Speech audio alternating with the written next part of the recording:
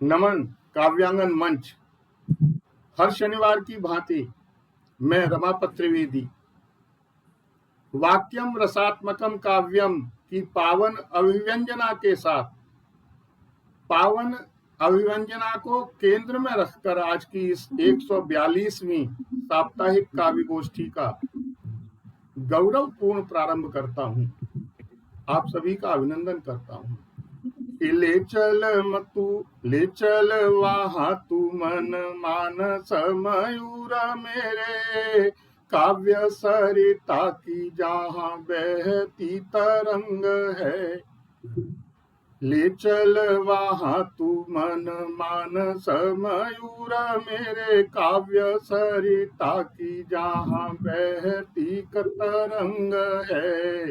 ओ काव्य की ही सत्ता जहां कल्पना की चेतना है, काव्य का ही मंच और काव्य की उमंग है।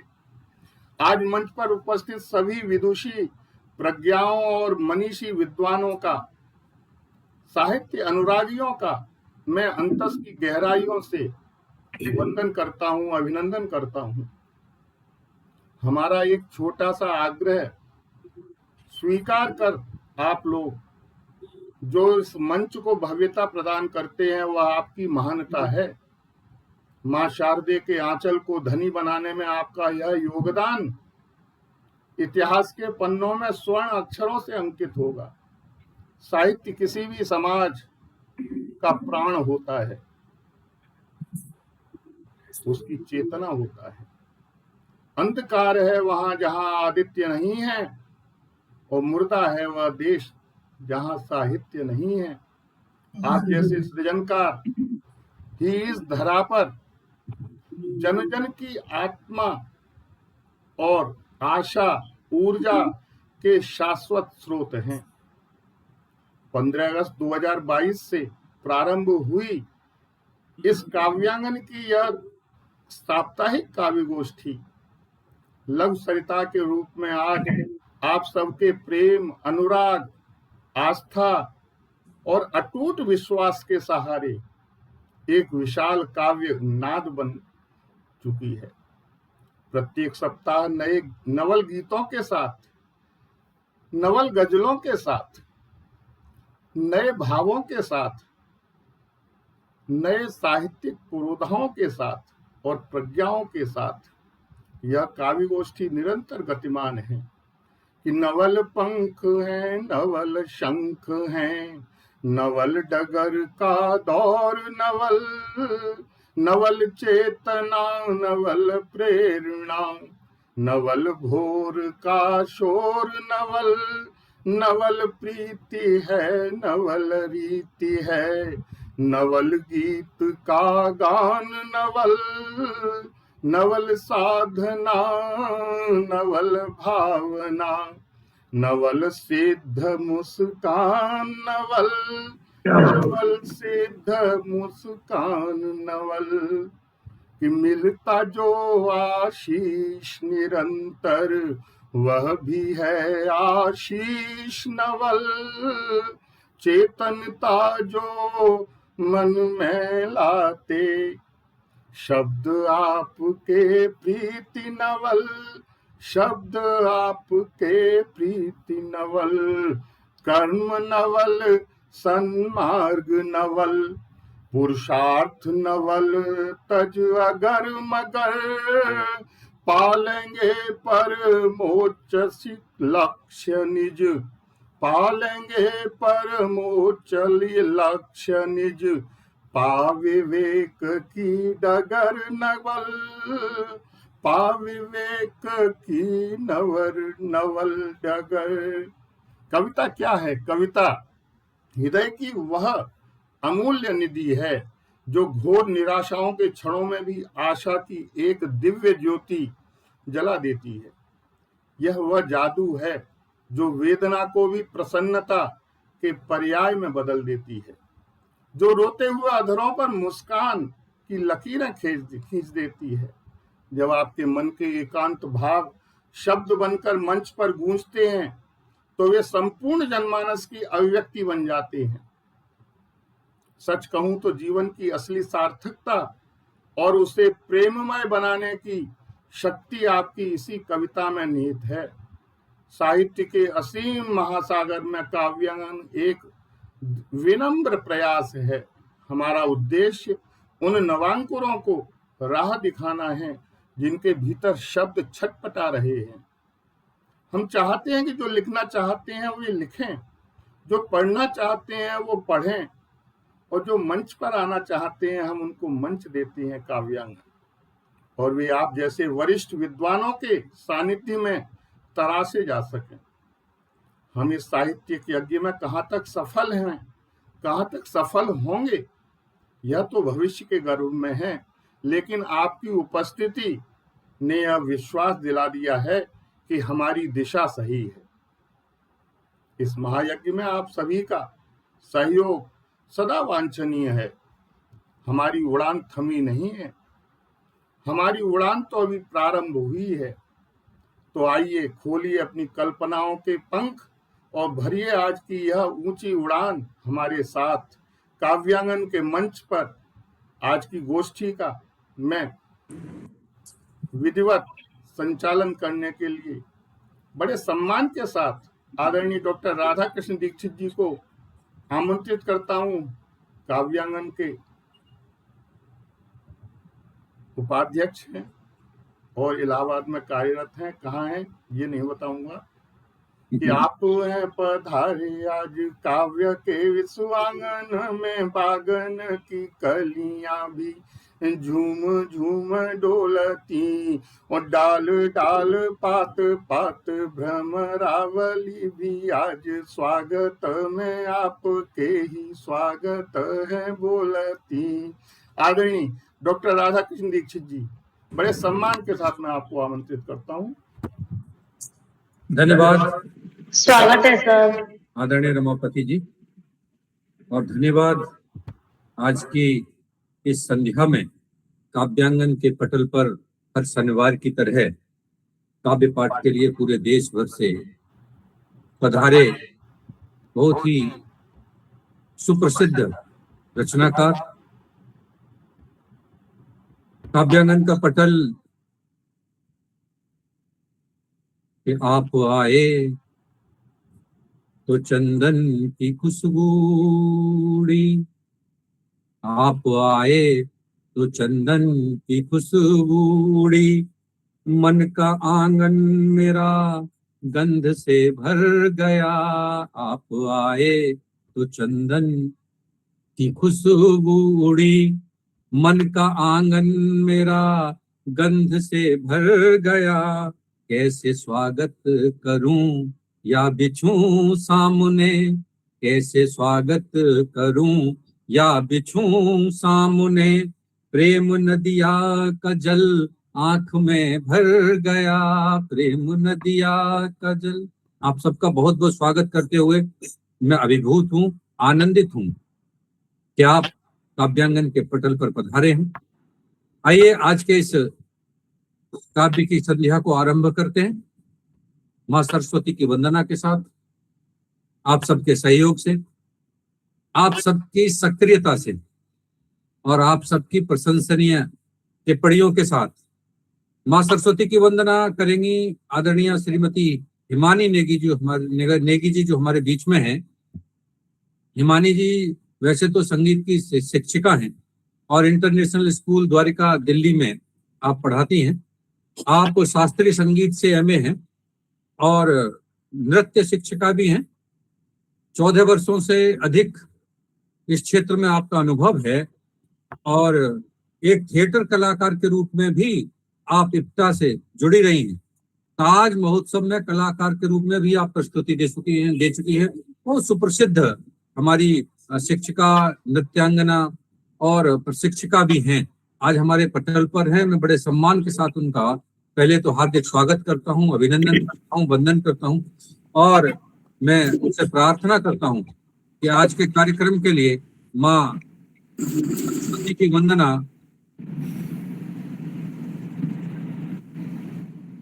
का वो आरंभ करें। स्वागत है आप।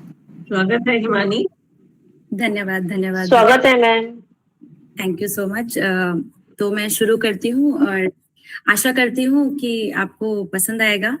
और एम आई ऑडिबल, मतलब मेरी आवाज सुनाई दे रही है? जी स्पष्ट सुनाई दे रही है। ओके, ठीक है। जयति जयति जय हे सरस्वती माता। जयति जयति जय हे वीणा वादिनी मधुर भाषिणी।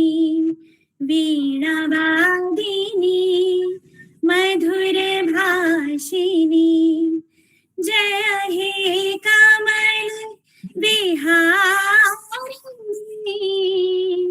जय हे कमल विहारिणी। जयति जयति जय हे सरस्वती माता। जयति जयति जय हे विद्यादायिनी भावरूपिणी। विद्यादायिनी भावरूपिणी। जय श्वेतांशुक धारिणी। जय श्वेतांशुक धारिणी। जयति जयति जय हे सरस्वती माता। जयति जयति जय हे नाद योगिनी दिव्यरागिनी। नाद योगिनी दिव्यरागिनी। जय हे मोद प्रदायिनी। जय हे मोद प्रदायिनी। जयति जयति जय हे सरस्वती माता। जयति जयति जय हे। धन्यवाद। बहुत सुंदर। बहुत बहुत बहुत सुंदर, बहुत अच्छा लगा। माँ शारदे की बहुत सुंदर, अद्भुत और इतने अच्छे स्वर के साथ बहुत सुंदर आगाज किया आपने। इसके लिए पूरे पटल की ओर से आपको ढेर सारी शुभकामनाएं, आपका आभार, आपका अभिनंदन। आप ज्ञान प्रदायिनी माँ सरस्वती की इस वंदना की निपुणता से आज का यह हमारा पटल अभिभूत है। हम आपको हार्दिक धन्यवाद ज्ञापित करते हुए आगे बढ़ते हैं और आरंभ करते हैं आज के इस काव्य पटल पर काव्य संध्या का, जिसमें सबसे पहले मैं आमंत्रित करना चाहता हूं आदरणीय श्रीमती प्रतिष्ठा पारीक प्रीत जी को काव्य पाठ के लिए। आप पूर्व स्नातक हैं और शिक्षा विभाग राजस्थान के राजकीय उच्च माध्यमिक विद्यालय विज्ञान नगर कोटा में अतिरिक्त प्रशासनिक अधिकारी के पद पर कार्यरत हूँ। आप छंद मुक्त काव्य लिखती हैं, गीत लिखती हैं, गजल लिखती हैं। आपके कई साझा संकलन में रचनाएं प्रकाशित हुई हैं। परवाज, सफर गजल, युग सुरभि, व्योमपथ, काव्य मंथन, काव्य कसौटी, नीलकमल, मधुकोश, अमलतास, ऐसे 12 संकलन हैं। आप विभिन्न पत्र पत्रिकाओं में भी आपकी रचनाएं छपी हैं। अनेक मंचों पर आप ऑफलाइन ऑनलाइन पढ़ती हैं। आपको बहुत सारे सम्मान जो है मिले हैं, जिसमें साहित्य सागर द्वारा जो है आपको काव्य शिखर दिया गया है, काव्य वसुंधरा, काव्य गौरव, वीर शेखावाटी साहित्य सम्मान, चरण श्रेष्ठ रत्न, काव्य सरिता रत्न, अहिल्या शाखा भारत विकास परिषद कोटा द्वारा उत्कृष्टता सम्मान, जो बहुत सारे सम्मान आपको मिले हैं। एक लंबी श्रृंखला है और 2025 में गणतंत्र दिवस पर आपको जिला प्रशासन कोटा द्वारा सम्मानित किया गया। ऐसे बहुत ही विदुषी सम्मानित रचनाकार हमारे बीच में है। पहले तो एक बार जोरदार तालियों से हम आपका स्वागत करते हैं, आपका अभिनंदन धन्यवाद। और आपका वंदन करते हैं। स्वागत है। 4 पंक्तियां आपको देना चाहता हूँ बुलाने से पहले। ऐसी दे लेखनी जो कि पीड़ा लिखे, ऐसी दे लेखनी जो कि पीड़ा लिखे, और लिख दे ओठों की हर कामना, और लिख दे ओठों की हर कामना। दर्द रिश्ते तन्हाई मिलन भी लिखे, दर्द रिश्ते तन्हाई मिलन भी लिखे, कोरे कागज पे लिख दे मेरी भावना, कोरे कागज पे लिख दे मेरी भावना। आइए आदरणीय श्रीमती प्रतिष्ठा जी, आपका स्वागत है काव्य पाठ के लिए। बहुत बहुत धन्यवाद, बहुत बहुत धन्यवाद आदरणीय। आप सभी का मैं और पूरे काव्यांगन परिवार का मैं हृदय से बहुत बहुत धन्यवाद अर्पित करती हूँ कि मुझे इस परिवार में शामिल करके बार बार ये गौरव का क्षण दिया जाता है कि मैं आप सभी के सम्मुख उपस्थित होकर अपने रचनाओं का पठन कर सकूं, गा सकूं, सुना सकूं। माँ शारदे की असीम अनुकंपा है ये मेरे ऊपर कि मुझे आप सभी सम्मानित जनों का सहयोग और साथ हमेशा मिलता रहता है। उत्साहवर्धन हेतु आप सभी का बहुत बहुत धन्यवाद। मैं आज अपनी पहली रचना, अभी मातृ दिवस निकला है तो मैं माँ को समर्पित करते हुए अपनी पहली रचना पढ़ रही हूँ। उम्मीद करती हूँ कि आपको पसंद आएगी। स्वागत आपका, स्वागत।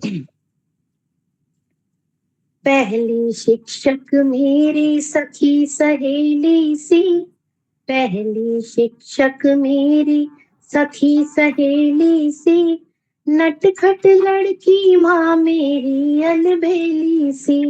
पहली शिक्षक मेरी सखी सहेली सी, नटखट लड़की माँ मेरी अलबेली सी। धीर धरे गंभीर सी बातें करती है, धीर धरे गंभीर सी बातें करती है, उलझी उलझी लगती कभी पहेली सी, उलझी उलझी लगती कभी पहेली सी। नटखट लड़की माँ मेरी अलबेली सी। मेरे सर पर करती आंचल की छाया, मेरे सर पर करती आंचल की छाया, लगती मुझको महकी हुई चमेली सी, लगती मुझको महकी हुई चमेली सी। नटखट लड़की माँ मेरी अलबेली सी। जब भी जीवन बोझ सा मुझको लगता है, जब भी जीवन बोझ सा मुझको लगता है, बिखरा देती रंगत कर रंग रेली सी, बिखरा देती रंगत कर रंग रेली सी। नटखट लड़की माँ मेरी अलबेली सी। चूम के मेरा माथा प्रेम लुटाती है, चूम के मेरा माथा प्रेम लुटाती है, हाँ में रखती हाथ मेरा वो बेली सी।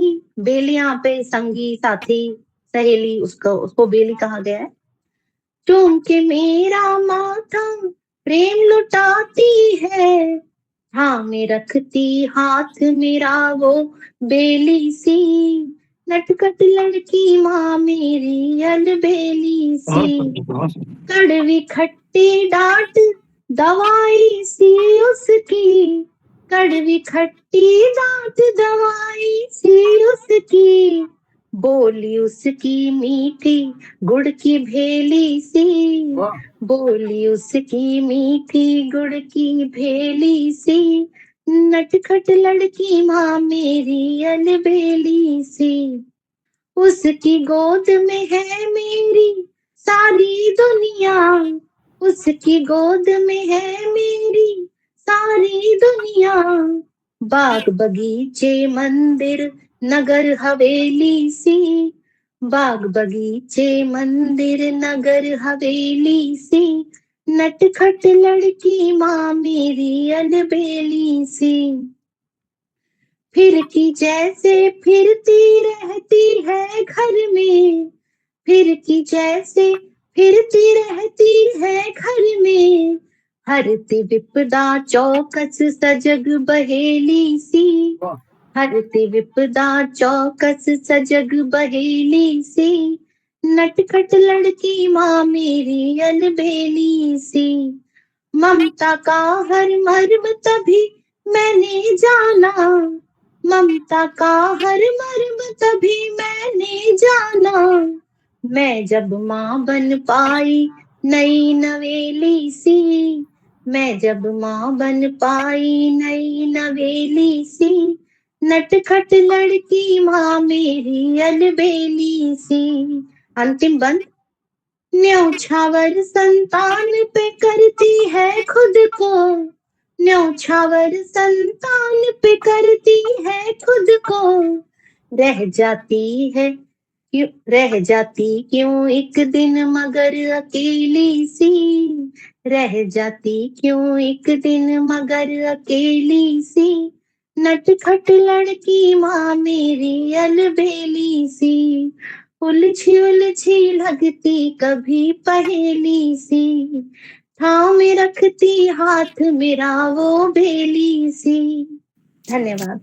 बहुत वाह, वाह, बहुत ही अच्छा, बहुत बहुत सुंदर, बहुत अद्भुत आभार। प्रस्तुति आपके द्वारा आदरणीय दी गई और मैं बहुत गौर से सुन रहा था।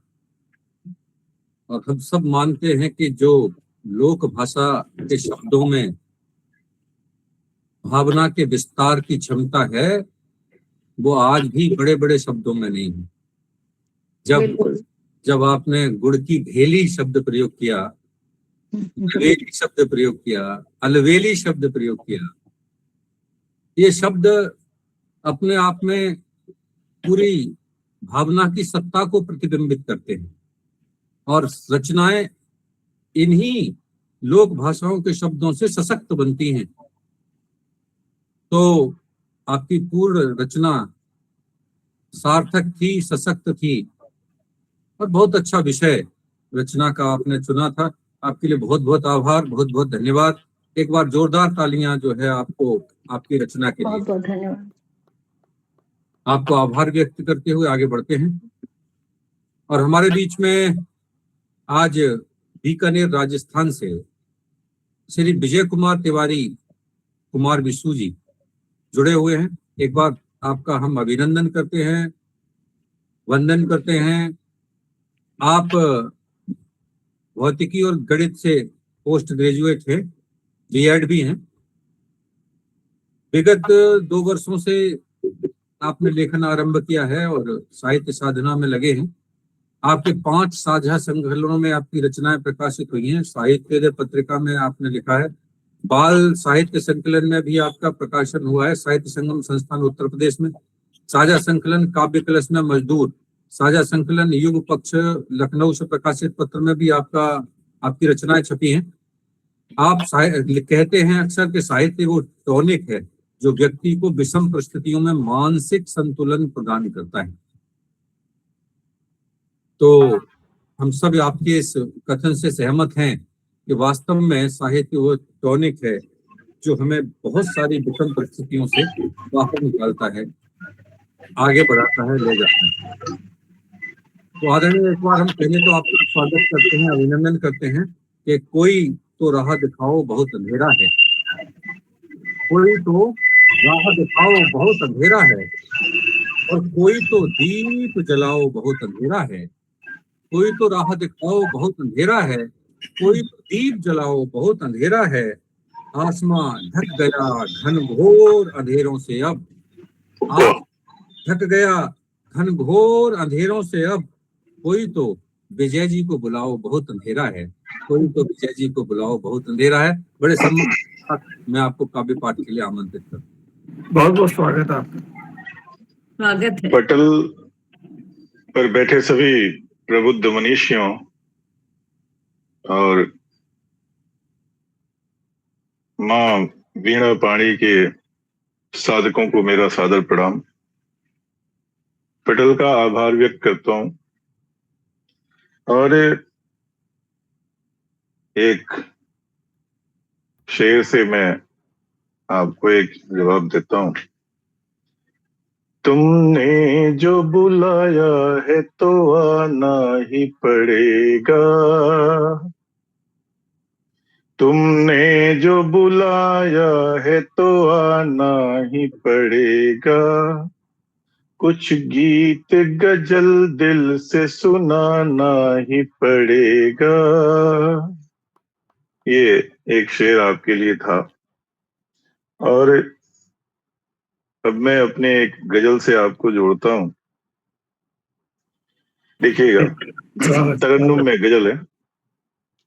हुस्न फानी है,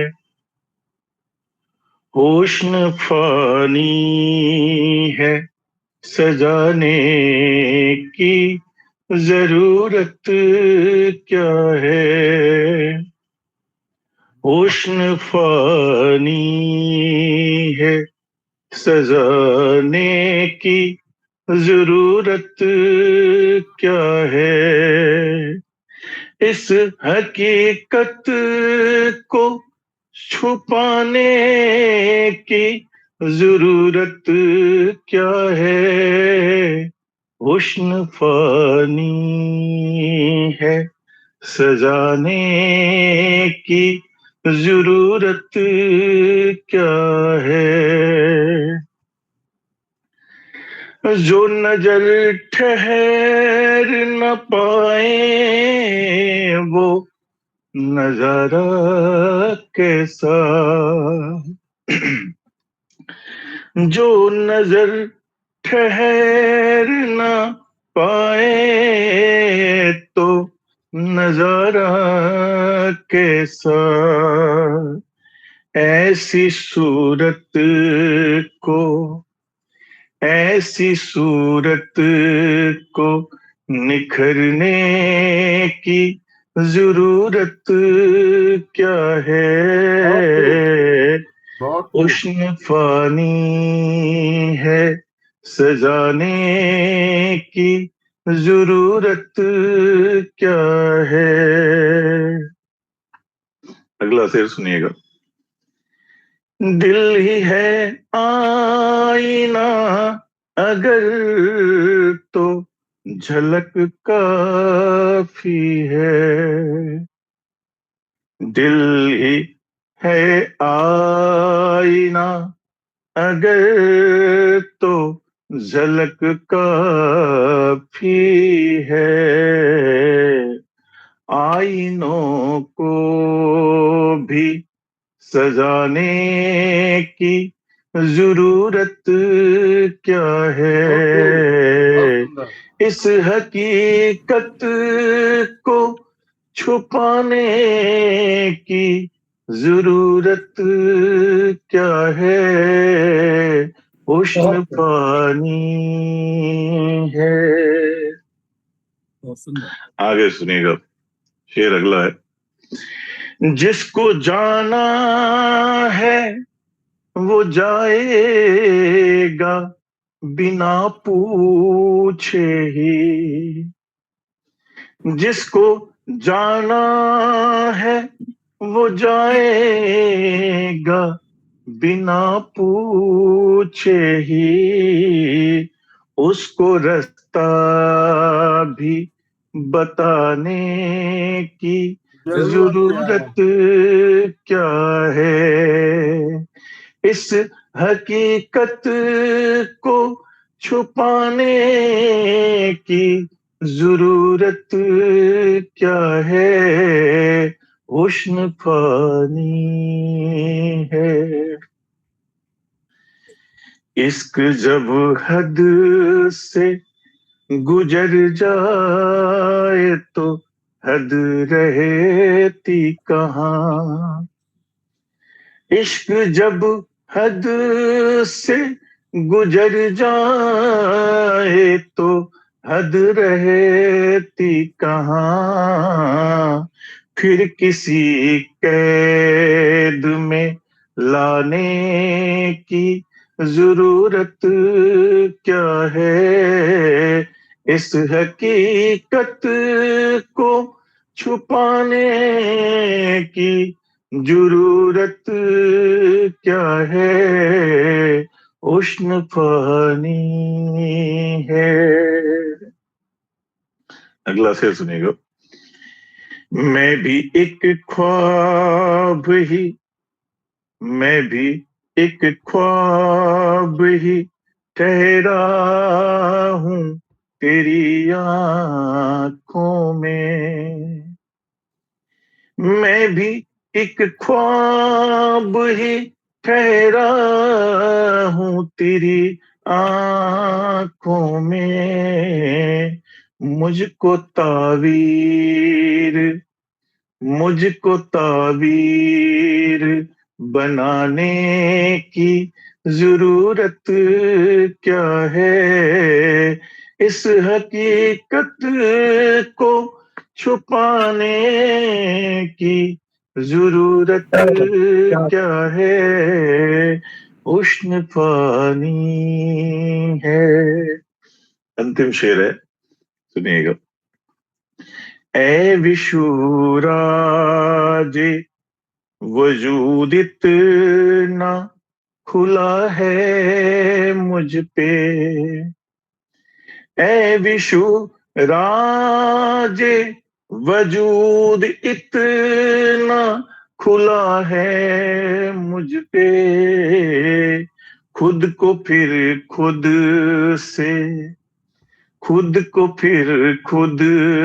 से छुपाने की जरूरत क्या है, बहुत खूब, बहुत इस खूब। हकीकत को छिपाने की जरूरत क्या है, उष्ण पानी है, उष्ण पानी है, सजाने की जरूरत क्या है। बहुत ही बढ़िया गजल आपकी। बहुत खूब, बहुत खूब, बहुत बढ़िया बढ़िया। आदेश हो तो एक और गजल पेश करूं आपके सामने। इस हकीकत को छुपाने की जरूरत क्या है। जरूर सर, अभी समय का ध्यान रखते हुए ठीक है सर। हम आपको जैसे ही समय बचता है तो दोबारा से फिर आपको बुलाते हैं। तो एक तो बहुत सुंदर पढ़ी, बहुत पढ़ी। एक बार शुक्रिया शुक्रिया पूरे पटल की ओर से आपको बत्ती है। और जब हम बहुत अच्छा सुनते हैं तो आनंद मन के अंदर आने लगता है। और आप जिस भाव के साथ पढ़ रहे थे, आपकी आवाज भी बहुत बुलंद है, बहुत अच्छा पढ़ते हैं, बहुत अच्छा पढ़ते हैं। आपको बहुत बहुत साधुवाद, बहुत बहुत आभार। और आगे बढ़ते हैं। हमारे बीच में आदरणीय श्रीमती निर्गुमा चतुर्वेदी जी पधारी हैं जयपुर से। पहले तो हम उनका स्वागत करते हैं, अभिनंदन करते हैं। आप गीत लिखती हैं, गजल लिखती हैं और गद्य पद्य दोनों लिखती हैं, लघु कथाएं भी लिखती हैं। आप शिक्षिका हैं, लेखिका हैं, जयपुर के बहुत सारे साहित्यिक संस्थानों से जुड़ी हैं। आप आकाशवाणी, दूरदर्शन और पत्र पत्रिकाएं तमाम में सहभागिता करती हुई अपनी रचनाओं को स्थान स्थान पर अभिव्यक्त करती हैं। आज हमारे पटल पर पधारी हैं, इसलिए आपका बहुत बहुत स्वागत, बहुत बहुत अभिनंदन। और सच तो यह है कि कुछ कह देता हूँ, कुछ छुपा लेता हूँ, कुछ कह देता हूँ, कुछ छिपा लेता हूँ, मैं तुझे कुछ ऐसे ही मना लेता हूँ। कुछ कहता हूँ, कुछ छिपा लेता हूँ, मैं तुझे ऐसे ही मना लेता हूँ। सच तो यह है कि मैं और तुम अलग अलग नहीं। सच तो यह है कि मैं और तुम अलग अलग नहीं। जब भी एकांत होता है तुमको बुला लेता हूँ, जब भी तुमको बुला लेता हूँ, बड़े सम्मान के साथ। बहुत अच्छा संचालन कर रहे हैं सर, बहुत बहुत आभार। आपने जिन शब्दों से मुझे आह्वान किया, बुलाया, बहुत आभार व्यक्त करती हूँ। माँ वीणा पाणी के चरणों में अपना नमन करती हूँ और आप सभी की गरिमामय उपस्थिति को सादर प्रणाम करती हूँ। आदरणीय रमापति सर, जिन्होंने मुझे यहाँ पहली बार बुलाया, बहुत अच्छा लगा आपके काव्यांगन से जुड़ के, इतनी अच्छी अच्छी रचनाएं सुनने को मिल रही। तो समय को ध्यान में रखते हुए समय का मैं अपना काव्य पाठ शुरू करती हूँ और कहती हूँ कि एक गजल रखूंगी आपके समक्ष। जैसा आपने कहा पीड़ा को गाने के लिए, गरना दर्दों के सिलसिले होते, गरना दर्दों के सिलसिले होते, शब्द गीतों में न ढले होते, हम भी खो जाते भीड़ में शायद, हम भी खो जाते भीड़ में शायद, फिर न यूं आपसे मिले होते, बहुत सुंदर। फिर न यूं आपसे मिले होते। बहुत शुक्रिया। एक गजल आपके समाप्त के हवाले करती हूँ। बिना किसी तमीज या भूमिका के कुछ रोमांटिक टाइप गजल है, लेकिन ये बातों पर आधारित है। जब हम किसी को सुनना बहुत पसंद करते हैं तो ये गजल। एक जब दर्द जगाती है तुम्हारी बातें, एक जब दर्द जगाती है तुम्हारी बातें, दिल में सैलाब सलाती है तुम्हारी बातें, बहुत खूब। दिल में सैलाब सलाती है तुम्हारी बातें, दिल की हालात बताने की कशाकश को लिए, दिल की हालात बताने की कशाकश को लिए, कुछ सलीके से छुपाती है तुम्हारी बातें, कुछ सलीके से छुपाती है तुम्हारी बातें, हंस के ओठों ने रस्में तो निभाती, लेकिन हंस के ओठों से तो निभाती, लेकिन हंस के ओठों ने रस्में तो निभाती, लेकिन सच को आंखों से जताती है तुम्हारी बातें, सच को आंखों से जताती है तुम्हारी बातें, याद आ जाती है रंगीन ये माजी जो कभी, याद आ जाती है रंगीन ये माजी जो कभी, सब्र इस दिल को दिलाती है तुम्हारी बातें, सब्र इस दिल को दिलाती है तुम्हारी बातें,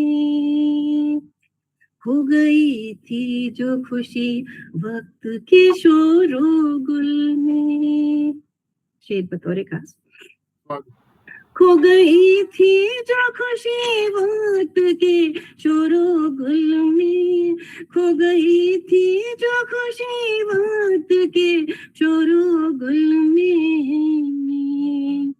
उनसे फिर हमको मिलाती है तुम्हारी बातें, उनसे फिर हमको मिलाती है तुम्हारी बातें, ख्वाब सब छोड़ चुकी है ये हकीकत रूपम, रूपम मेरा तखल्लुस है, ख्वाब सब छोड़ चुकी है ये हकीकत रूपम,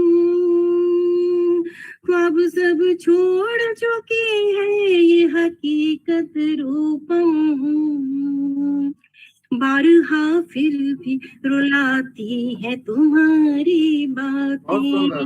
बहुत सुंदर। बारहा फिर भी रुलाती है तुम्हारी बातें, एक अजब दर्द जगाती है तुम्हारी बहुत बातें, सुंदर। दिल में सैलाब सा लाती है तुम्हारी बातें। बहुत खूब, क्या बहुत बात, सुंदर। बहुत ही सुंदर, बहुत सुंदर। बहुत खूब, बहुत खूब। बहुत बहुत खूबसूरत। बहुत शुक्रिया, बहुत आप सभी का। मुझको बहुत याद आती है तुम्हारी बातें। बहुत सुंदर, बहुत अच्छा पढ़ा आपने, अद्भुत डूब के पढ़ा, बड़ा अच्छा लगा। और मैंने एक गीत लिखा था जो कि मैं तहत में सुनाना चाहती थी। अभी जो हादसा हुआ था तरुण पर, जी जो होली पर एक लड़के को उत्तम नगर दिल्ली में जी उसकी हत्या कर दी गई थी, तो उस पर मेरी एक रचना हुई थी। यदि आपके पास समय होगा दोबारा तो आप बताइएगा। बिल्कुल, बिल्कुल बुलाते हैं। लेकिन ये इतना सुंदर आपने पढ़ा है और इतना अच्छा पढ़ा है।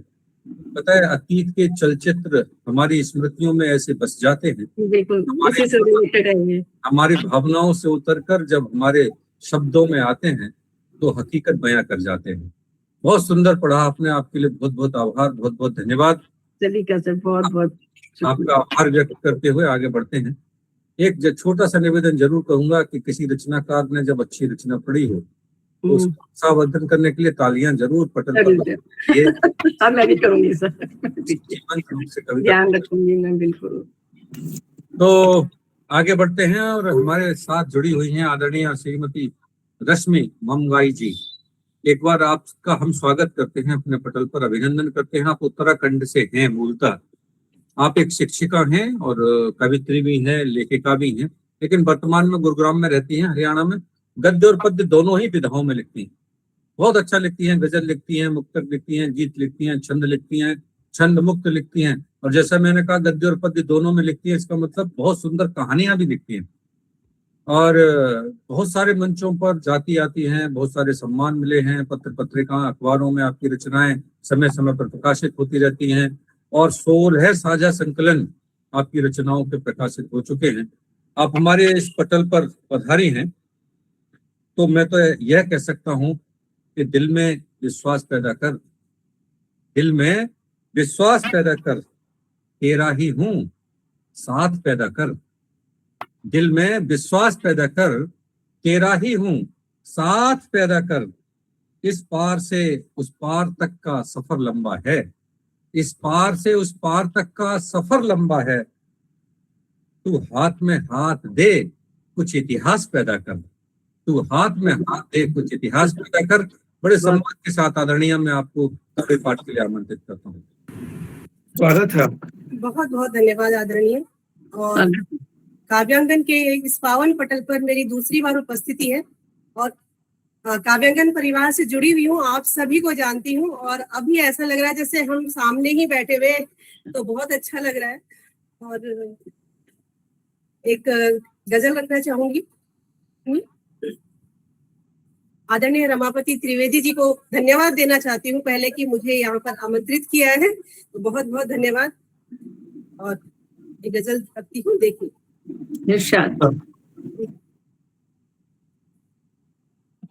झूठे वादे, झूठी बातें, झूठा प्यार नहीं करना। झूठे वादे, झूठी बातें, झूठा प्यार नहीं करना। आंसू सब बेमोल बिके, आंसू सब बेमोल बिके, ऐसा व्यापार नहीं करना।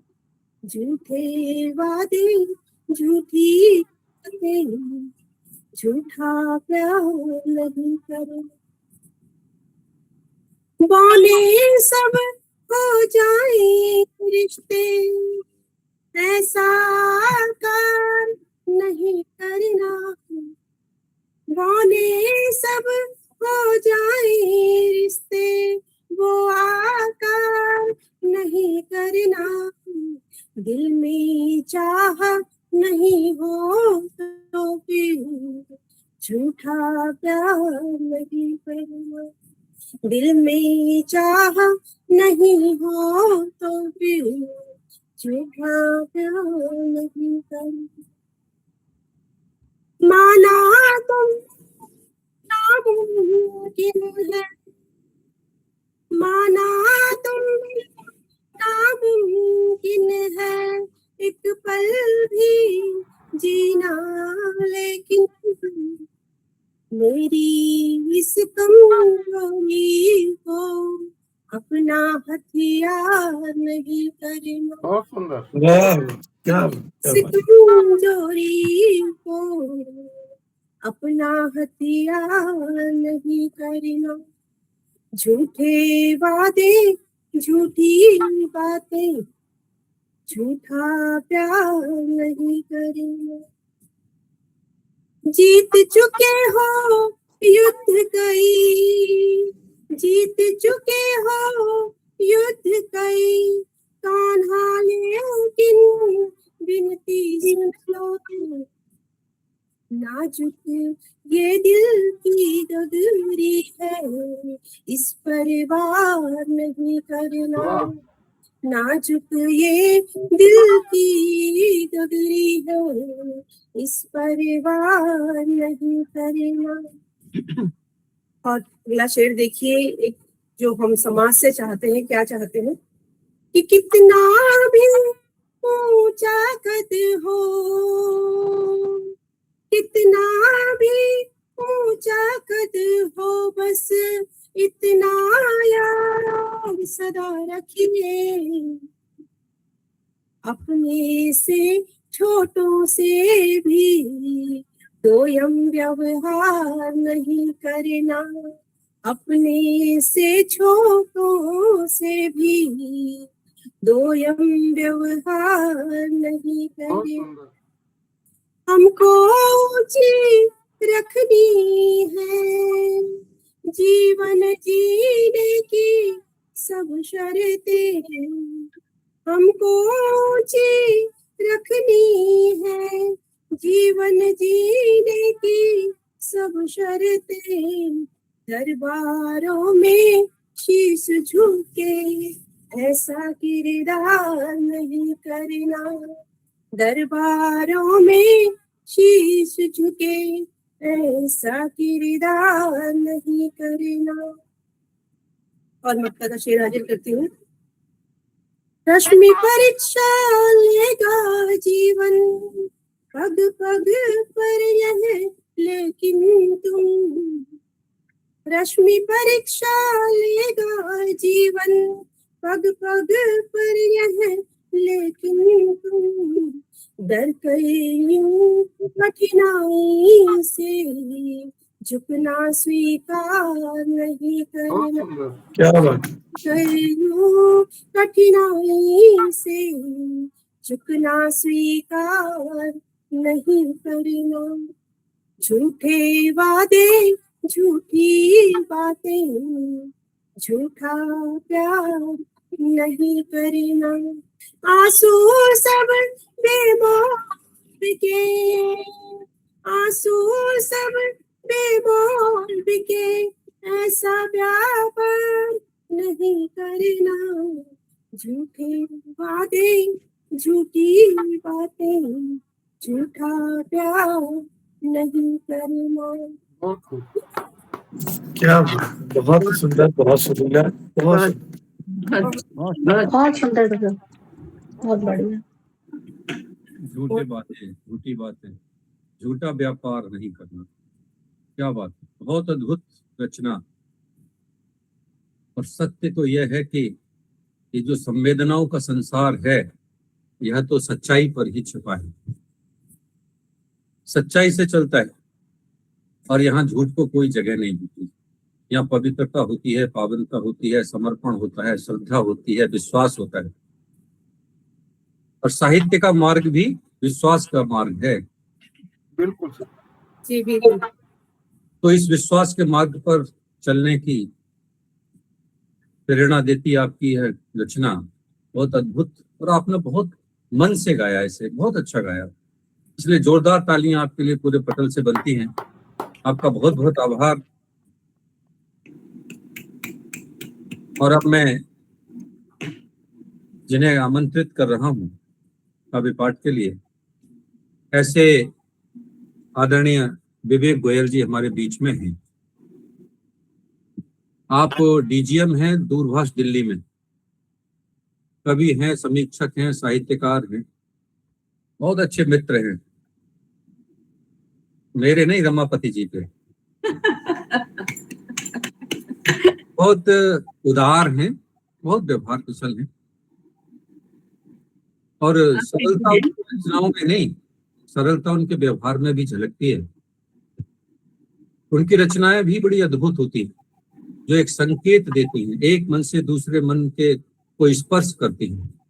बहुत ही सहजता से अपनी रचनाओं में बात कहते हैं, लेकिन बातें छू जाती हैं मन को, बातें चुभ जाती हैं मन को, बातें लग जाती हैं मन को। ऐसे बहुत अच्छे रचनाकार आदरणीय विवेक गोयल जी हमारे बीच में हैं, और मैं उनसे कहता हूं अक्सर, कुछ गुफ्तगू करेंगे आओ तो शाम को, कुछ गुफ्तगू करेंगे आओ तो शाम को, और कुछ पीछे मुड़ के देखेंगे छूटे मुकाम को। क्या बात। कुछ गुफ्तगू करेंगे आओ तो शाम को, कुछ पीछे मुड़ के देखेंगे छूटे मुकाम को, और गिन लेंगे आंसुओं को जो अब तक हैं झरे, गिन लेंगे आंसुओं को अब तक हैं जो झरे। कविता आपकी है बहुत, कविता आपकी है सरल, लेकिन आप बहुत खरे। कविता आपकी है सरल, लेकिन आप बहुत खरे। आइए आदरणीय विवेक जी, बड़े सम्मान के साथ मैं आपको काव्य पाठ के लिए आमंत्रित करता हूँ। बहुत बहुत धन्यवाद। सभी का बहुत बहुत धन्यवाद, आभार व्यक्त करता हूँ। अभी जो मित्रता की बात कही, तो बताइए, आप ही बताइए, अपने प्रोफेसर से कौन मित्रता करता है? उनका तो आदर किया जाता है। तो चलिए इसी नोट पे मैं अपनी कविता शुरू करता हूँ। और इस कविता में मैंने समाज के कुछ कॉर्नर्स को, कोनों को छूने की कोशिश की है। आशा है आपको पसंद आएगी। कि हाँ, मैंने देखा है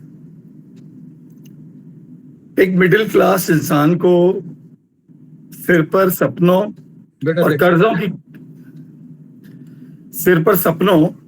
और कर्जों की गठरी लिए शाम ढले भीड़ भरी बस में झूलते हुए, अतीत और भविष्य के चक्रव्यूह में वर्तमान को खोजता हुआ, हाँ मैंने देखा है। सज्जन कुल की सजी धजी नारियों को सुगंधित वातानुकूलित कमरों में अपने दर्द को धुएं और ताश में उड़ाते हुए मैंने देखा है। झुलसती दोपहर की तपती सड़कों पर फटी बनियान पहने बचपन को दौड़ते देखा है मैंने, मलंग मगर जिंदा। हाँ, मैंने देखा है कोठियों में कैद उन धनाढ्य बुजुर्गों को जिनके पास सब कुछ है सिवाय चैन के, असुरक्षा और अधीरता से कांपते हुए, कल के डर में आज को खोते हुए। हाँ, मैंने देखा है झुग्गियों से चलकर दर्जनों घरों में काम करने वाली महिलाओं को, अपने वजूद को सींचती वो लौह नारियां हर रसोई को युद्ध से बचाते हुए।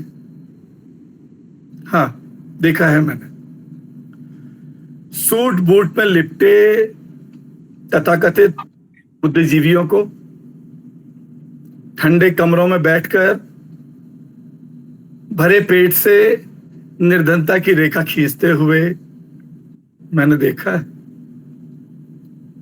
हर सुविधा से भरपूर इंसानों को भी डिप्रेशन, ब्लड प्रेशर, शुगर की भूल भुलैया में भटकते हुए, और देखा है प्लेटफॉर्म पर पलते उन नन्हे बच्चों को जिनकी हथेली में खिलौना नहीं, भीख है, जो सिग्नलों पर करतब दिखा जिंदगी से 2 पल चुरा ले जाते हैं। हाँ, मैंने देखा है शक्ति, धन और पद में डूबे रसूखदार असंतोष को एक गरीब की संतुष्टि से हारते हुए, हर दिन हर पल तिल तिल मरते हुए एक गरीब की मौत। हाँ, देखा है मैंने, देखा है मैंने। बहुत बहुत धन्यवाद आपका। बहुत सुंदर, यथार्थवादी कविता, हृदयस्पर्शी रचना। बहुत बहुत धन्यवाद। बहुत बहुत धन्यवाद विवेक जी। रचनाकार का यह धर्म होता है कि वह वही लिखे जो सच है, सत्य है। रचनाकार का यह धर्म भी होता है कि उसकी रचना लोगों की पीड़ा को, समाज की आवश्यकता को, व्यक्ति की जरूरतों को और परिवर्तन की पुकार को लिखे। आपकी रचना में जितने भी विषयों को समाहित किया गया था, वे सभी विषय कहीं न कहीं समाज में आज यत्र तत्र दिखाई देते हैं, अनुभव में आते हैं, और कहीं न कहीं हम उनके साथ प्रत्यक्ष रूबरू होते हैं। और संवेदनशील रचनाकार सारी की सारी घटनाओं को समाहित करता है, जोड़ता है और एक रचना बनाता है और प्रस्तुत कर देता है। आपकी सार्थक रचना के लिए आपको बहुत बहुत साधुवाद आदरणीय, बहुत बहुत धन्यवाद। आपको धन्यवाद देते हुए आगे बढ़ते हैं और हमारे बीच में हमारे साथ जुड़ी हुई हैं आदरणीय शिल्पी सिंह जी, जो बुलंदशहर से हैं। वो है नहीं सर। अच्छा, ठीक। ये हमारे बीच में आदरणीय डॉक्टर राकेश शर्मा जी।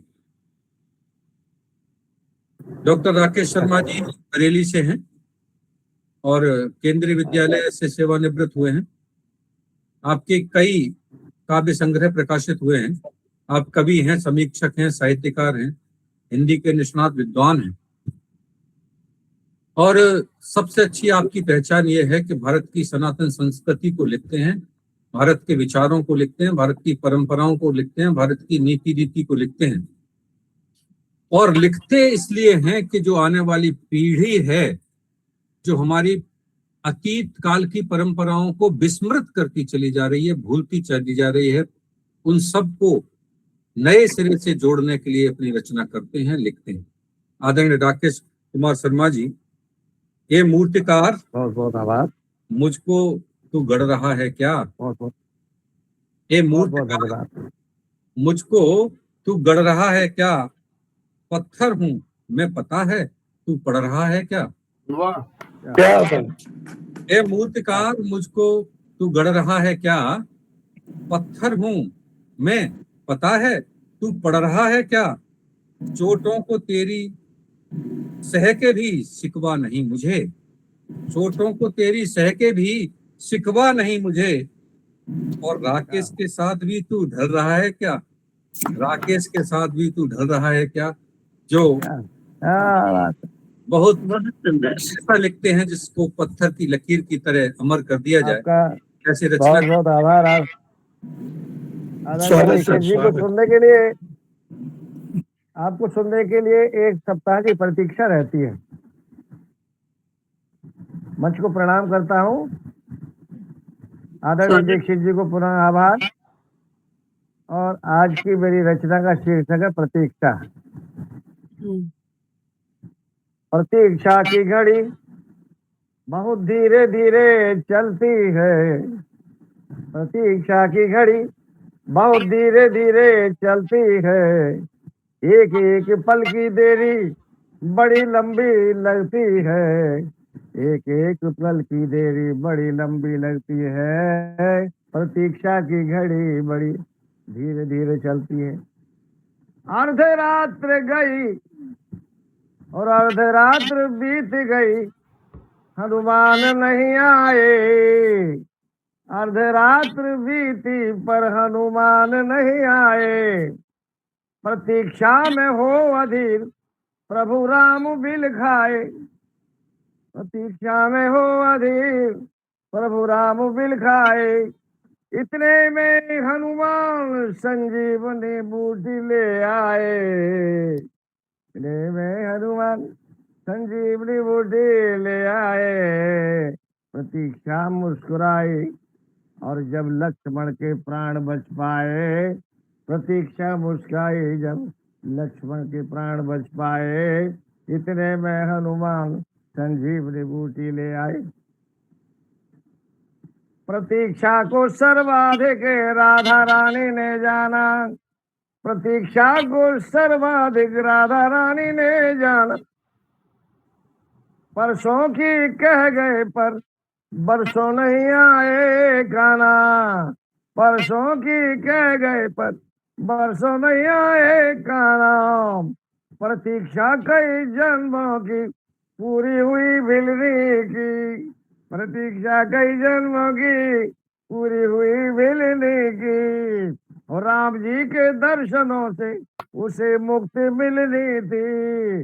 राम जी के दर्शनों से उसे मुक्ति मिलनी थी। अरे उर्मिला ने प्रियतम बिना 14 वर्ष कैसे बिताए। उर्मिला ने प्रियतम बिना 14 वर्ष कैसे बिताए। पर यशोधरा के गौतम कभी भी नहीं आए।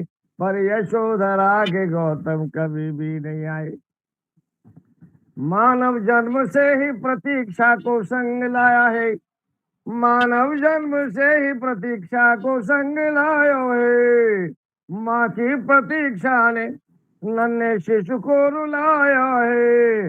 पौधे प्राणियों की प्रतीक्षा से मेघ बरसते हैं। पौधे प्राणियों की प्रतीक्षा से मेघ बरसते हैं। बच्चे स्कूल से आते देख माँ बाप हंसते हैं।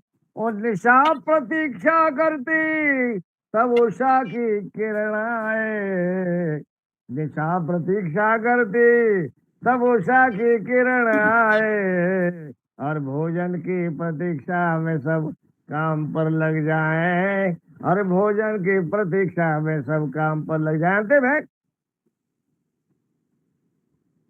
कर्मठ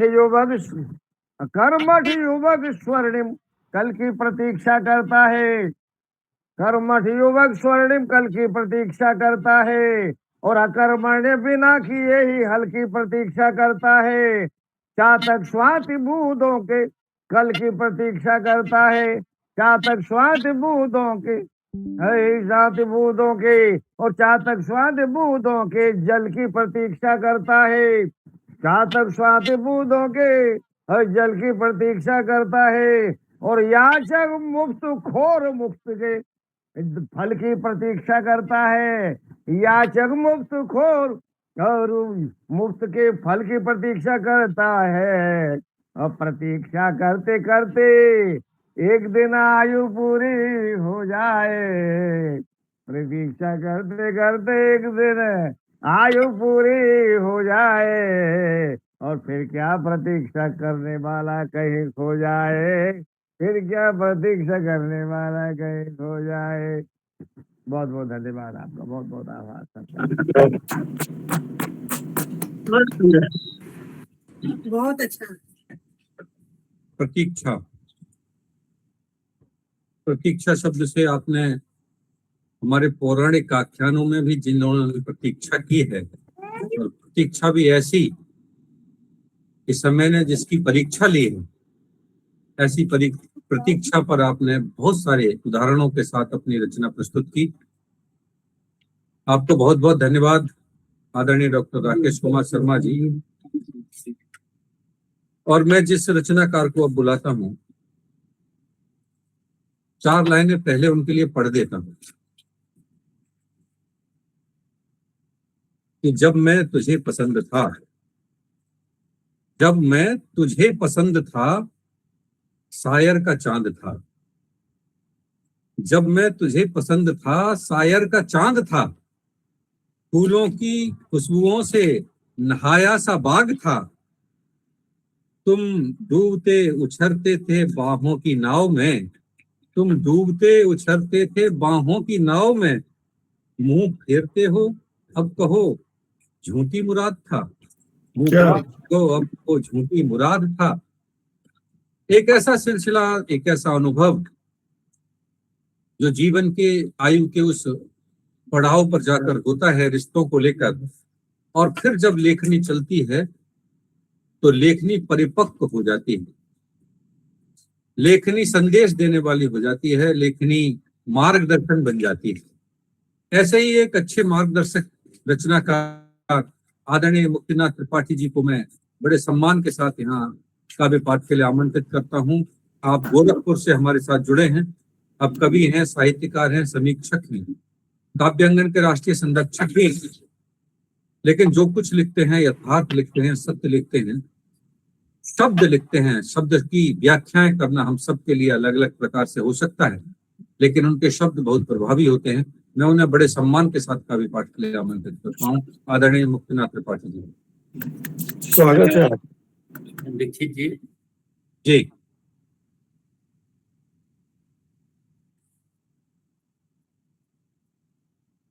मेरी कविता का शीर्षक है चल पड़ा था। चल पड़ा था मन में थामे अनगिनत यादों की डोर, बिल्कुल निरीह सुनसान जीवन की राहों पर। वाह, अकेला था नहीं, अकेला था नहीं, संग थी अनगिनत यादों की कोटली। चल रही थी साथ साथ कुछ ख्वाबों की अनुभूतियां, बहुत सुंदर। थी संग अपूरित ख्वाबों की भी कुछ टोलियां, अनगिनत अपूरित सपने को साथ साथ लिए पूरी करने की थी लालसा। वाह, बहुत सुंदर। मन में एक सुदृढ़ लालसा, राह कठिन है पर मन में था एक अटूट विश्वास। चल पड़ा था वह अकेला आहिस्ता आहिस्ता, जिंदगी की डोर को थामे हुए आहिस्ता आहिस्ता। निकल पड़ा था सब कुछ अपने साथ लिए हुए, न कोई राह थी बस एक सुदृढ़ चाह थी। यूं ही गुजरता चला जा रहा था, यूं ही गुजरता चला जा रहा था वह अनजानी राहों से। जैसे जैसे राह घटती रही मन में चाह बढ़ती ही रही। बहुत सुंदर। वह अकेला ही नहीं था उस मंजिल की राह पर, वह अकेला ही नहीं था उस मंजिल की राह पर। पलट कर जो उसने देखा और भी चल रहे थे उस राह पर। वाह वाह,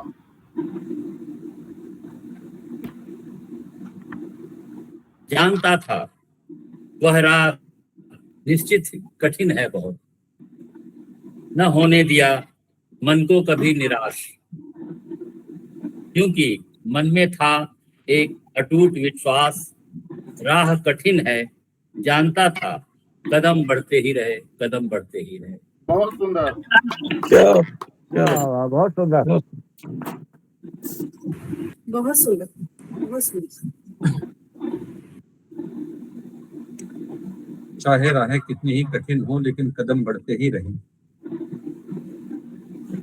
जीवन पथ सबके लिए आसान नहीं होता, कुछ के लिए हो सकता है, लेकिन संघर्षों में अपने आगे निरंतर चलने की प्रेरणा देने वाली इस रचना के लिए आपको बहुत बहुत धन्यवाद आदरणीय मुक्तिनाथ त्रिपाठी जी। आपको धन्यवाद देते हुए आगे बढ़ते हैं और एक ऐसे रचनाकार को बुलाते हैं जो हम सबको बुलाते हैं, और फिर सबको बुलाकर सबसे रचनाएं पढ़वाते हैं। पढ़वाते तो आप हैं साहब।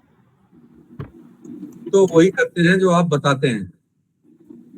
तो दोनों ही पढ़वाते हैं। और सच बात यह है कि आज के इस दौर में कोई किसी के लिए पढ़वाए, किसी के लिए मंच सजाए, किसी के लिए विनम्रता से बुलाए और निस्वार्थ भाव से बड़े प्रेम के साथ सुने और सुनवाए, बहुत कम होता है, क्योंकि आज कविता और मंच दोनों ही व्यापार बन गए। और ऐसी विषम परिस्थितियों में ऐसे रचनाकारों को बुलाकर जो व्यवसाय के लिए नहीं बल्कि निजी आनंद के लिए लिखते हैं, लोक कल्याण के लिए लिखते हैं, जो मानस का गोस्वामी जी भी यही कहते थे कि मैंने जो लिखा है वो अपने निजी शांति और आनंद के लिए लिखा है। तो जो निजी आनंद के लिए लिखते हैं, स्व आनंद के लिए लिखते हैं, ऐसे रचनाकारों को चुन चुनकर उनसे आग्रह के साथ जो इन्हें बुलाते हैं। ऐसे रमापति जी को पहले तो हम एक बार जोरदार तालियां बजाते हैं और 4 पंक्तियों के साथ उनको बुलाते हैं कि कभी मैंने ऐसे ही लिख रखी थी पंक्तियां, मुझे नहीं पता था कि रमापति जी के लिए कहूंगा, लेकिन कुछ ऐसे हाथ से थे लिखना मुझे पड़ा, कुछ ऐसे हाथ से थे लिखना मुझे पड़ा, कुछ ऐसे दायरे थे झुकना मुझे पड़ा, कुछ ऐसे हाथ से थे लिखना मुझे पड़ा, कुछ ऐसे हाथ दायरे थे झुकना मुझे पड़ा, तुम तो हर एक निवास में छिपाते रहे खुद को, तुम तो हर एक लिबास में छिपाते रहे खुद को, और तेरे कस्मों के दायरे में रुकना मुझे पड़ा, तेरी कस्मों के दायरे में रुकना मुझे पड़ा। जिन्होंने इसी संकल्प को पूरा करने के लिए लिखने का अभ्यास किया और उस संकल्प को लक्ष्य तक ले जाने के लिए जिन्होंने प्रतिज्ञा ली, ऐसे रमापति जी को बड़े सम्मान के साथ मैं काव्य पाठ के लिए आमंत्रित करता हूँ। स्वागत है सर। आपका स्वागत है। स्वागत है। स्वागत है। आप सभी का बहुत बहुत वंदन करता हूँ, अभिनंदन करता हूँ। और मुझे दीक्षित जी डरा देते हैं इतना बोल के, मैं इतना अच्छा लिखता नहीं हूँ, न बोलता हूँ। तो गोयल साहब ने बहुत अच्छी रचना सुनाई और आदरणीय चतुर्वेदी जी ने बहुत अच्छी सुनाई, रश्मि जी ने, प्रतिष्ठा जी ने, सभी ने बहुत अच्छी सुनाई। उतनी अच्छी नहीं होगी लेकिन फिर भी कोशिश करता हूँ।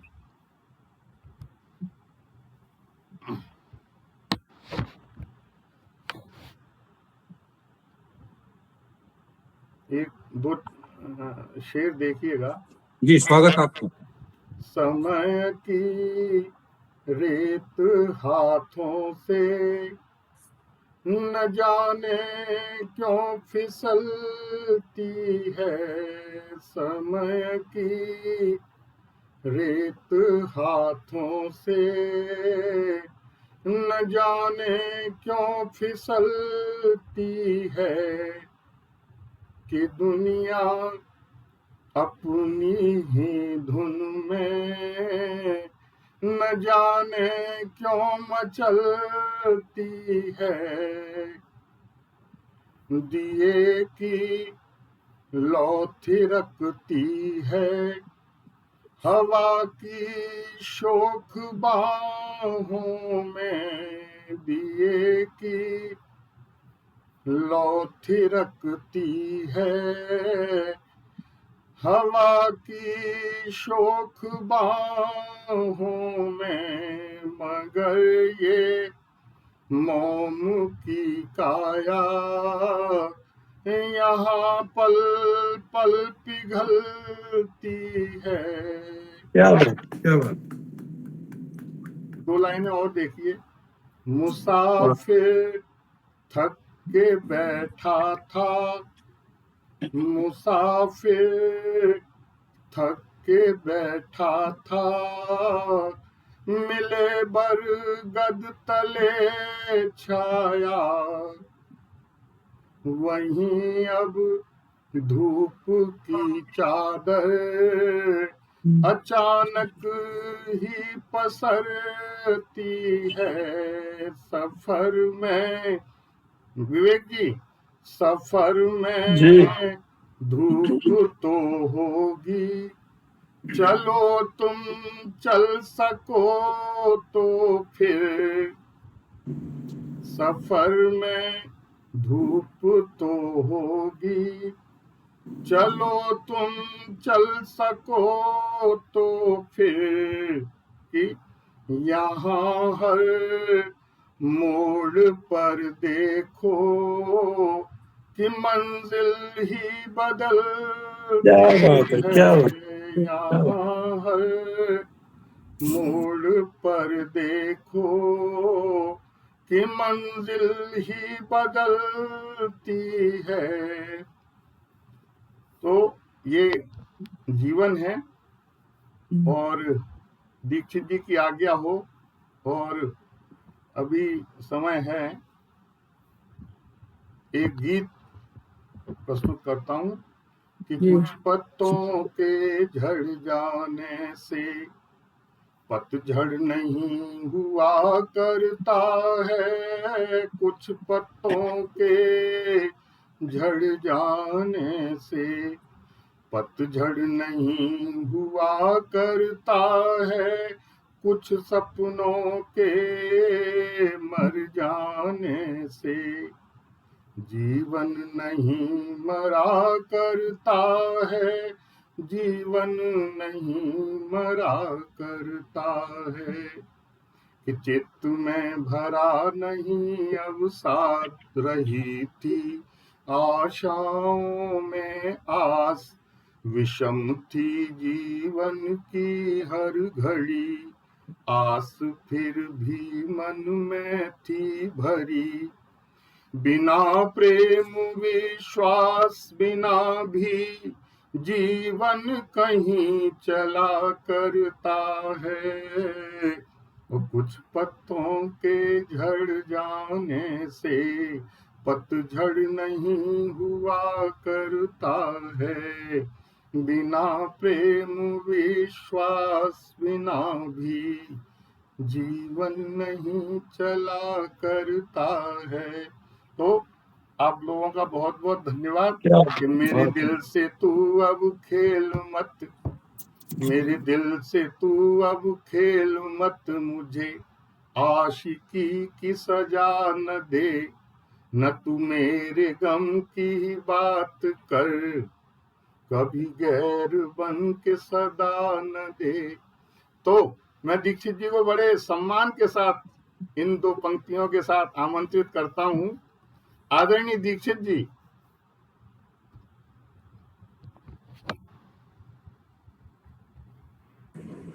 धन्यवाद रमापति जी।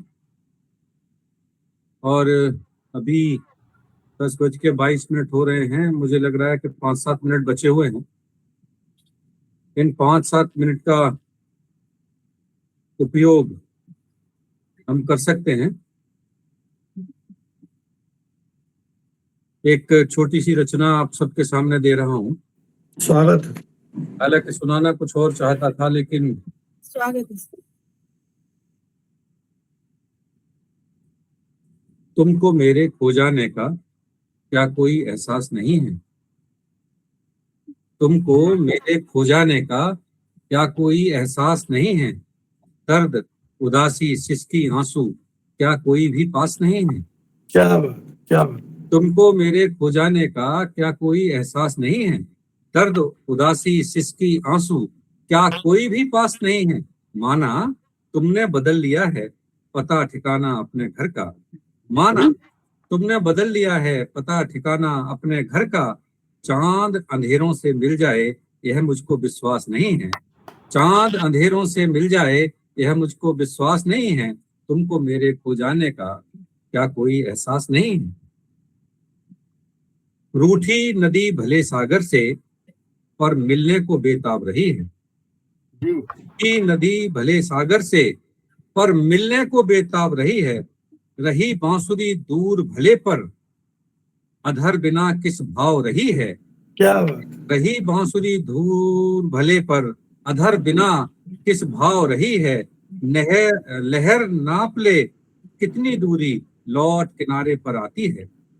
लहर नाप ले कितनी दूरी लौट किनारे पर आती है। दिया रोशनी का होता है क्या तुमको एहसास नहीं है। क्या बात। क्या रोशनी का होता है क्या तुमको एहसास नहीं है। तुमको मेरे खो जाने का क्या कोई एहसास नहीं है। बहुत सुंदर। दिया रोशनी का होता है क्या तुमको आभास नहीं है। तुमको मेरे खो जाने का क्या कोई एहसास नहीं है। छुई मुई से पूछा है क्या छुई मुई से पूछा है क्या इस स्पर्श पलों को भूल सकेगी। छुई मुई से पूछा है क्या स्पर्श पलों को भूल सकेगी। पलकों में झूली जो यादें डाल डाल पर झूल सकेगी। वाह। छुई मुई से पूछा है क्या स्पर्श पलों को भूल सकेगी। पलकों में जो झूली यादें डाल डाल पर झूल सकेंगी। किसी साख में टूट तने से क्या अपनी है साख बचाई। वाह। किसी साख ने टूट तने से क्या अपनी है साख बचाई। बहुत शानदार प्रयोग है सर। किसी साख ने टूट तने से क्या अपनी है साख बचाई। और किसी आंख में ऐसे बसकर जाना क्या बनवास नहीं है। तुम बहुत सुंदर। मेरे खो जाने का क्या कोई क्या एहसास नहीं। और अंतिम देखिए सर, कभी अकेले रहकर अपनी स्मृतियों से बतियाते हो। कभी अकेले रहकर अपनी स्मृतियों से बतियाते हो। आंख कभी गीली होती है या फिर खुद से छिप जाते हो। वाह। कभी अकेले रहकर अपनी स्मृतियों से बतियाते हो। आंख कभी गीली होती या फिर खुद से ही छिप जाते हो। घने बरसते मेघों से तुम भीगो नहीं कहाँ संभव है। घने बरसते मेघों से तुम भीगो नहीं कहाँ संभव है। पतझड़ के जीवन में क्या फिर अब कोई मधुमास नहीं है। पतझड़ के जीवन में क्या फिर अब कोई मधुभास नहीं है। तुमको मेरे खो जाने का कोई एहसास नहीं है। दर्द उदासी सिसकी आंसू क्या कोई भी पास नहीं है। तुमको मेरे खो जाने का क्या कोई एहसास नहीं है। क्या बात है। देखिए बहुत सुंदर सर, बहुत सुंदर। आप सबका बहुत बहुत आभार। आपने मेरी रचना को सुना और आप सबका बहुत सुंदर। सर आदरणीय निरुपमा चतुर्वेदी जी कुछ कहना चाह रही हैं। हाँ जी। एक मैं अभी 4 मिनट बचे थे तो मैं सोच रहा था कि 2 लोग आदरणीय विशु जी को और निरुपमा चतुर्वेदी जी की एक एक रचना जरा। हाँ, विशु जी तो नहीं है। विशु जी नहीं है, निरुपमा जी। तो निरुपमा जी की एक रचना जो है मैं चाहता हूं कि एक बार वो अपनी एक रचना प्रस्तुत करें। आदरणीय स्वागत है। निरुपमा चतुर्वेदी जी सुन पा रहे हैं क्या निरुपमा जी? नेटवर्क इशू लग रहा है। मुझे लग रहा है नेटवर्क का इशू है। चलिए कोई नहीं, अगली बार फिर मिलते हैं फिर नई रचनाओं के साथ। सबसे अच्छी बात यह है कि आप सब पत्थरी काव्यांगन के इस पटल पर आप सब आते हैं तो काव्यांगन जगमगा उठता है, आलोकित हो जाता है, प्रकाशित हो जाता है। काव्यांगन का यह पटल आप सबके लिए है और ऐसे सभी रचनाकारों के लिए है जो रचनाएं लिखते हैं लेकिन अभिव्यक्त करने के लिए, प्रस्तुत करने के लिए उनके पास कोई पटल नहीं है। आप सबसे मेरा अनुरोध है, आग्रह है कि ऐसे रचनाकार यदि आपके पास पड़ोस में हैं, आपके कोई मित्र हैं, आपके जानने वाले हैं, ऐसे लोगों को काव्यांगन के इस पटल पर लाइए। रमापति जी को उनका नंबर दीजिए, हम उन्हें बुलाएंगे काव्य पाठ के लिए, उनकी रचनाओं को सुनवाएंगे पूरे देश के लिए। और आपका यह काव्य पाठ निरंतर किसी न किसी पटल पर, किसी न किसी जगह पर, यूट्यूब आदि पर आपको सुनने को मिलता ही रहेगा, क्योंकि इसको संरक्षित करके यूट्यूब आदि पर डालते हैं ताकि आप भी जब चाहें तो अपनी रचनाएं सुन सकते हैं। तो आइए अगले शनिवार फिर मिलेंगे नई रचनाओं के साथ, नए विषयों के साथ, नए रचनाकारों के साथ। तब तक के लिए आप सबके लिए शुभ रात्रि, नमस्कार।